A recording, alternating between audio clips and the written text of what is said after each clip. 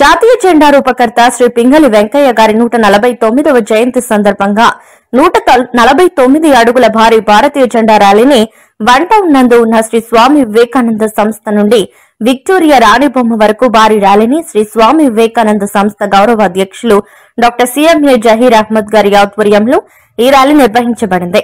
ఈ సందర్భంగా డాక్టర్ మాట్లాడుతూ స్వాతంత్ర సమర యోధుడు 1921లో భారత జాతీయ పతాకాన్ని రూపొందించారు। ఈ కార్యక్రమంలో సంస్థ అధ్యక్షులు అప్పారావు టి కృష్ణ, సిహెచ్ నూకరాజు, సి మ్యాన్ బాషా అధిక సంఖ్యలో పాల్గొన్నారు।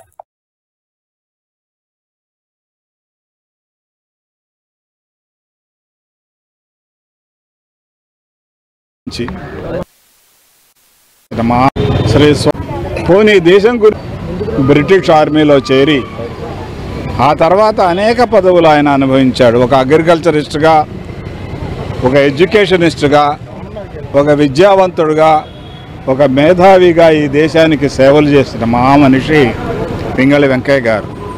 దురదృష్టకరమైన విషయం ఏంటంటే ఈరోజు ప్రభుత్వాలు కానీ దేశం కానీ పింగళి వెంకయ్య గారు ఎవరంటే చెప్పే స్థితిలో లేరు, పరిస్థితుల్లో లేరు। నాకైతే తెలియదు ఈరోజు ఎన్ని కార్యక్రమాలు విశాఖపట్నంలో జరుగుతున్నాయేమో కానీ ఆయన్ని మర్చిపోతున్నాం మనం।